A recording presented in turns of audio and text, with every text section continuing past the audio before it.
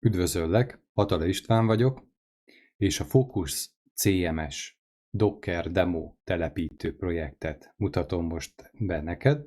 Ezt azért hoztam létre, hogy te magad is könnyedén létrehozhass egy egyszerű kis fejlesztői környezetet, amely keretén belül ki tudod próbálni a Focus CMS-t működés közben a saját számítógépeden. Ennek megkönnyítése érdekében egy telepítő scriptet is létrehoztam.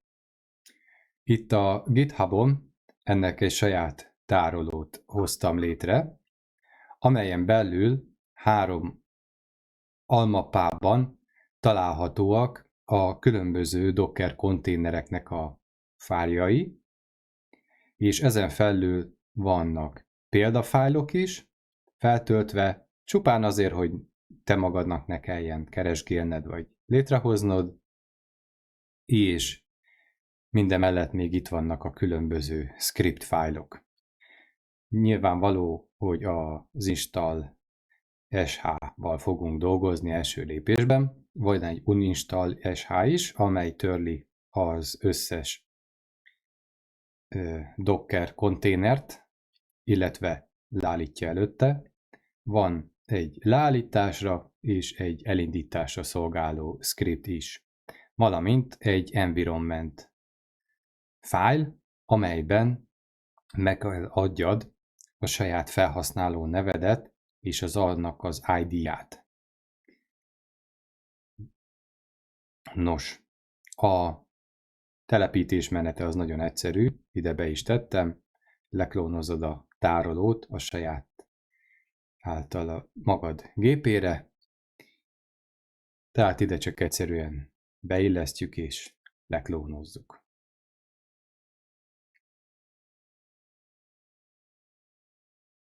Előtte itt egy paranccsal megmutatom neked, hogy én jelenleg Fedora Linux 43-as Workstation Edition-t használok GNOME Shell környezetben, illetve természetesen a Docker már telepítve van, és be van állítva, hogy a saját felhasználóm nevében működjön. Az ID paranccsal kiírhatod, hogy a saját felhasználódnak mi az ID-ja és a csoportjának az ID-ja, amit mondjuk a nano. Illetve először be kell menni a mappába, amit klónoztunk, és ott a nano.env fájlban szerkesztve megadod azt, ami a te gépeden vonatkozik. Nézzük is meg a mappát. 2 mélységben, csak a példa a képfájlok miatt nem az egészet, mert akkor nagyon hosszú lenne. Tehát itt látszódik a leklónozott mappa szerkezet.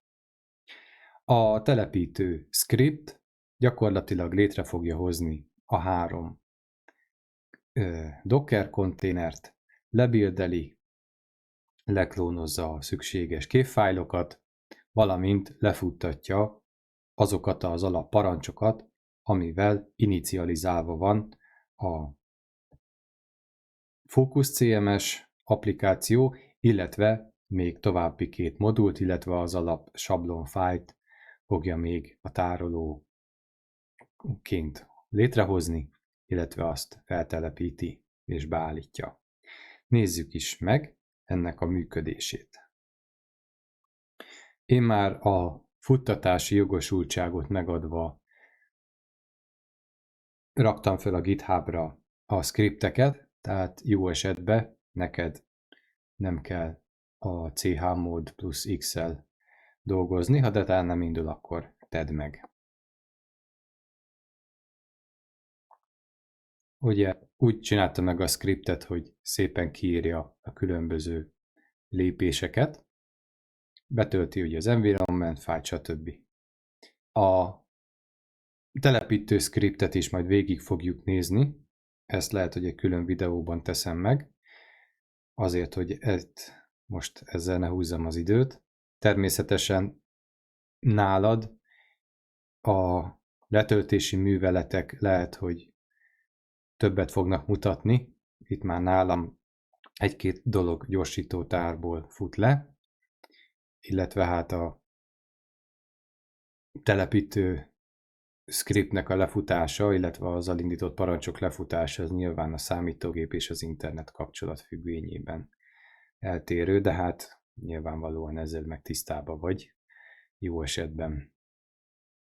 Amennyiben számodra még a Docker nem ismeretes, akkor ajánlom, hogy ha webes programozással foglalkozó, hogy ismerkedj meg vele alapszinten, viszonylag könnyen meg lehet tanulni az alapszintű használatát, és amennyire esetlegesen elsőre idegennek hat, annyira könnyen otthonossá tehető saját magad számára, ha az alapokat sikerül megértened.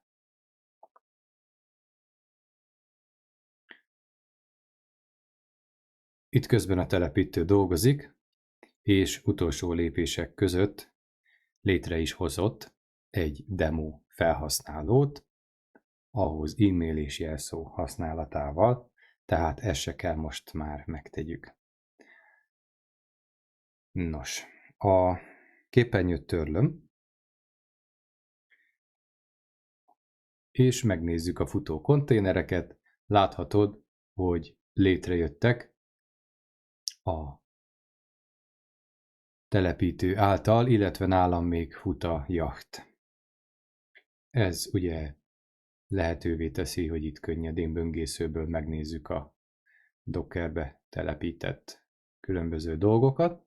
Itt nálam vannak egyéb nem futó dolgok is, attól most tekints el, de be is írom ide a szűrőbe, hogy lássad, hogy mik vannak. Most ez a Mailhog, ez egy kicsi plusz projekt, ami gyakorlatilag a telepítő által is elküldött példa e-mailt elkapja, így gyakorlatilag nincsen szükség külső SMTP szolgáltatásra és e-mail címre, hanem ez így lokálisan az elküldött lemeleket a konfiguráció alapján elkapja. Erre vonatkozó részt gyorsan meg is mutatom neked. Tehát itt a demo projektben megnézzük a létrejött environment fájlt, ami ugye egy példa alapján le van másolva, le van futtatva ugye a kulcsgenerálás, annyiban tér el a telepített részünk, itt az elején, és itt a levelezés beállításánál láthatod, hogy a Mailhog van beállítva, tehát annak a portja, annak a Docker neve a hálózatban, ami létre lett hozva.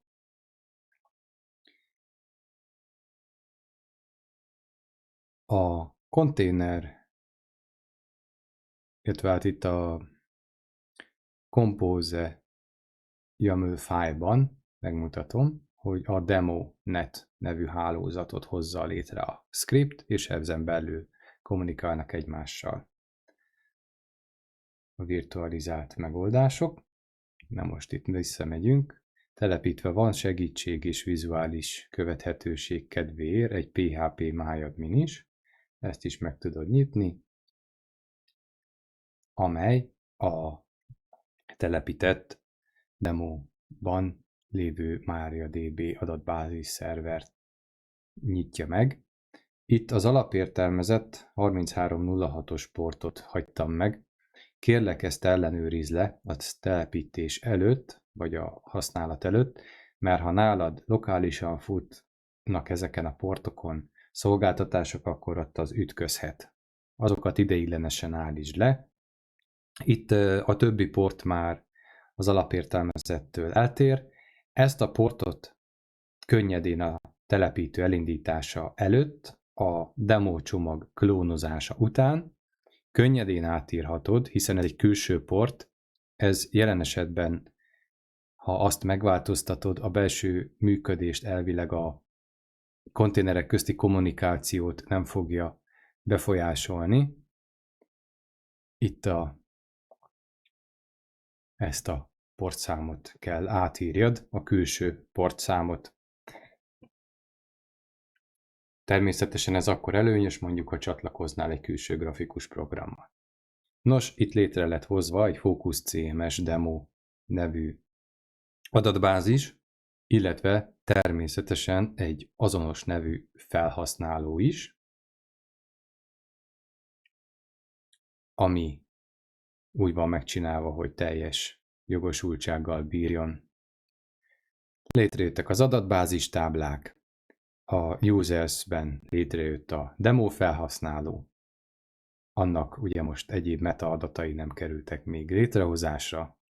Az options táblában is az inicializálással regisztrálásra kerültek az alapértelmezett blokkhoz, illetve a CMS-hez tartozó beállítóértékek, a sablonnak a alapértelmezett beállítóértékei, illetve be van állítva ugye az aktuális téma neve és az aktív modulok nevei, amelyek nevezetesen megtalálhatóak ezáltal a telepítést követően. A Composer telepítő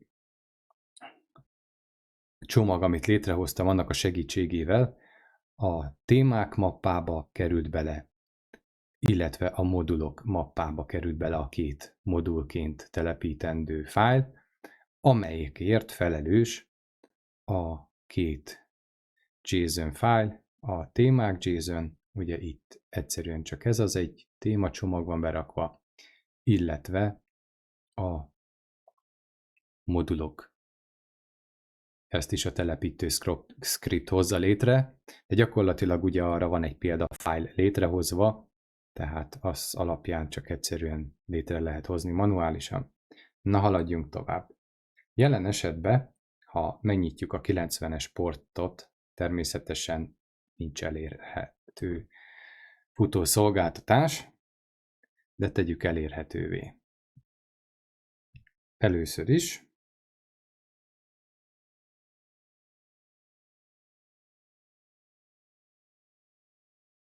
a Node.js konténerbe belépünk, és elindítjuk a fejlesztői módját a Vite szervernek, illetve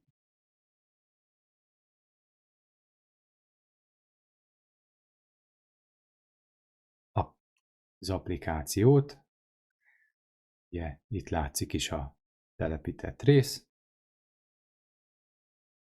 PHP Artisan szerve 2.dev parancs kommandot futtatva elindul a szerver 90-es porton, és innentől fogva elérhető.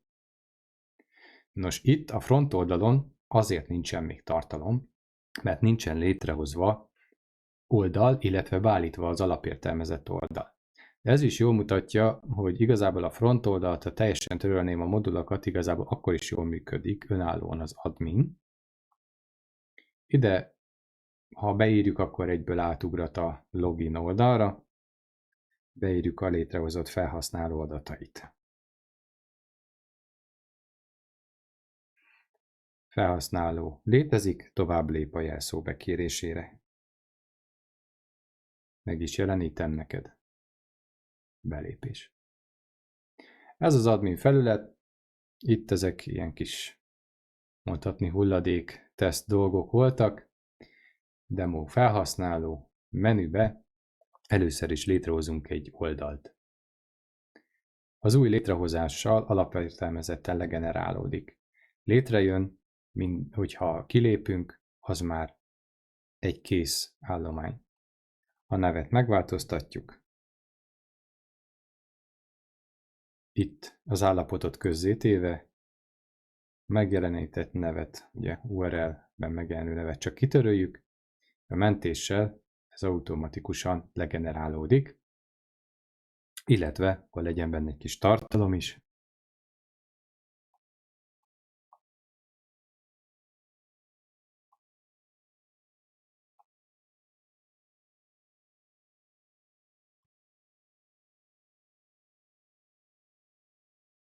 és természetesen Markdown formátumban mentés. Ezzel még nem vagyunk kész. Itt már láthatod az ergonomikus működést, hogyha a szerkesztőre kattintunk, akkor fölveszi a böngésző méretét. Természetesen ez responsív módon idomul, működik normálisan. Normális esetben van egy minimum magasság, ami alatt, ha van a böngésző, persze akkor kilóg, de ha láthatod, hogy így, ha módosítom, szépen követi a böngésző magasságát a szerkesztő. Ebből kilépünk, és a weboldal beállításnál le lehet kapcsolni a regisztráció lehetőségét, mert ha most nem a scripttel telepítettük volna, akkor ugye a regisztrációs oldalt használtuk volna. Kezdőlapnak beállítottuk a kezdőlapot, mentés. És már is betöltődik a kezdőlap. Mint látható, ott van egy elírás, ezért nem érvényesült a kiemelés, mert itt beírtam egy szóközt véletlenül. Ctrl+S-sel is működik a mentés, kényelmi funkcióként, már is ki lett vastagítva. Nos, a demo sablonban jelenleg a többi elemben nincs semmi, de gyorsan megmutatom azt is.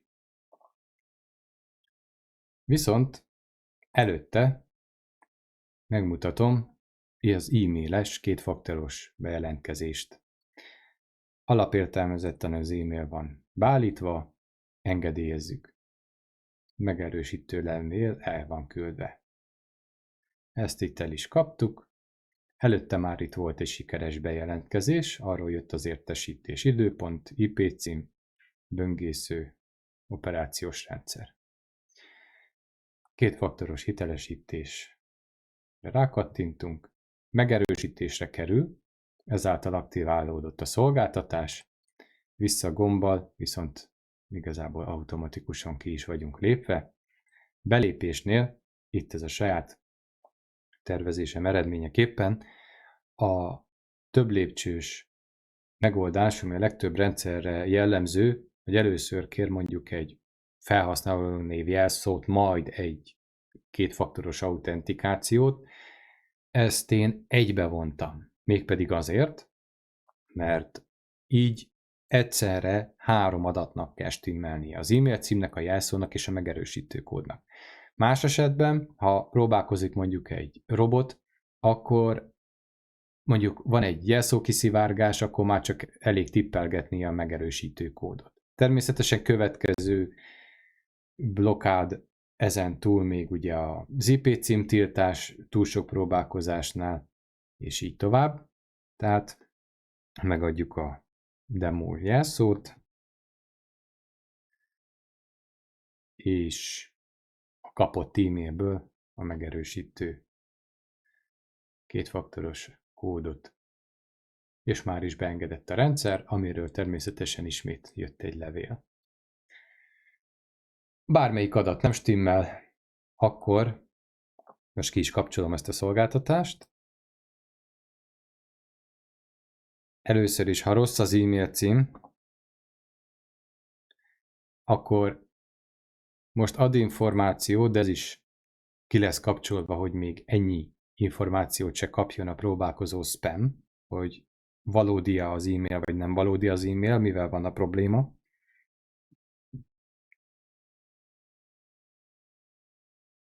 És akkor természetesen most már nem kéri a jelszó, illetve a kétfaktoros hitelesítést. Az oldalsávok résznél a sablonban definiált részekhez akár közvetlen HTML tartalmat is meg lehet adni, vagy rövid kóddal meg lehet hívni a widgeteknek a tartalmát. Alsó oldalsávban most példának nézzünk meg egy gyors feliratot.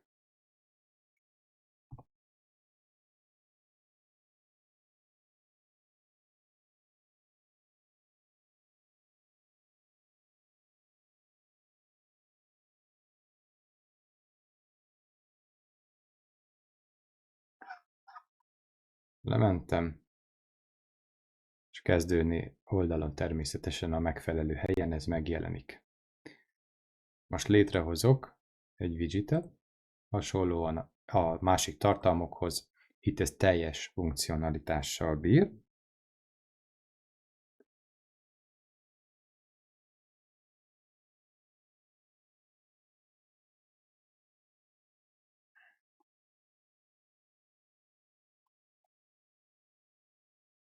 Itt mondjuk példának csak berakunk egy Google-t, természetesen nem reklám.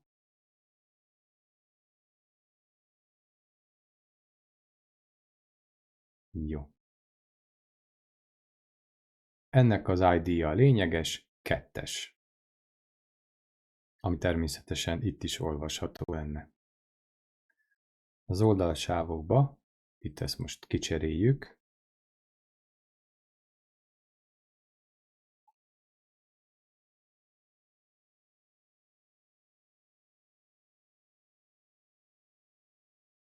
illetve az alsó oldalsáv 2-be, tehát hogy a második sorba ezt ide átteszem, és akkor mondjuk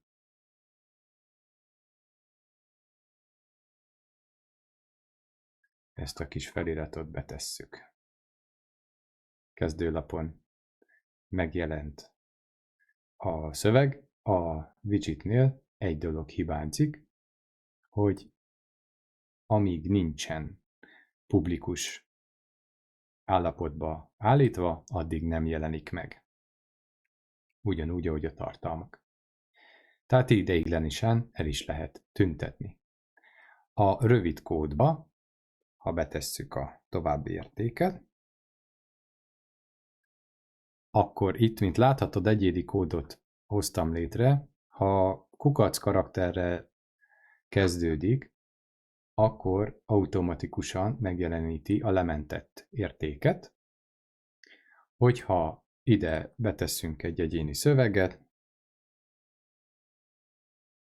akkor pedig az fog megjelenni. Hát most azt hiszem, ide idézőjel se lenne szükséges, de igen, tehát teljes mértékben értelmezi a zárójelbe beírt dolgot, úgyhogy arra nincsen itt szükség. Tehát itt még mindig lehetőségre van arra, hogy a mentett értéktől eltérjünk. És akkor ezt most a többi 3 részbe beteszem.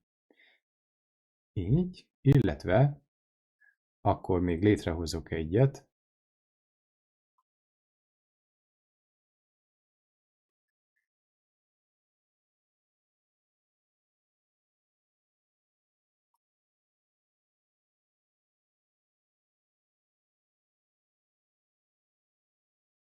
egy ilyen kis egyszerű példával, természetesen akkor itt is legyen közzétéve,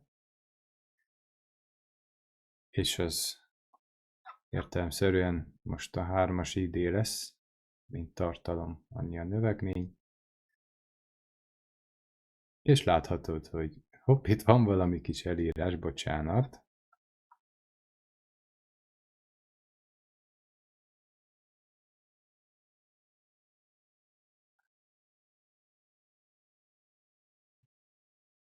Ezt javítom.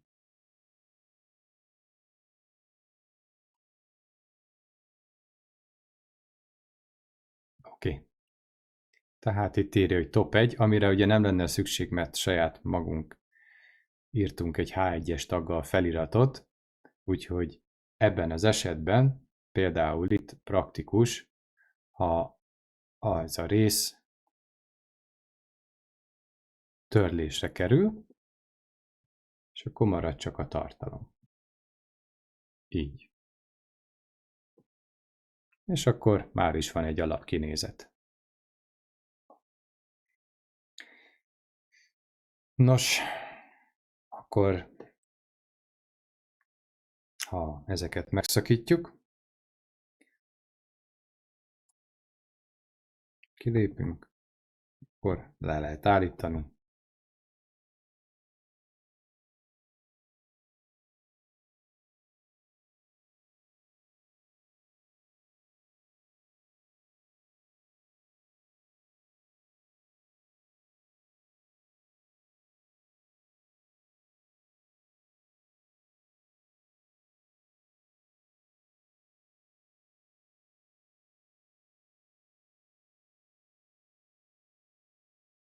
és látszik, hogy már csak egy konténer fut, és ez nyilvánvalóan nem tölt be.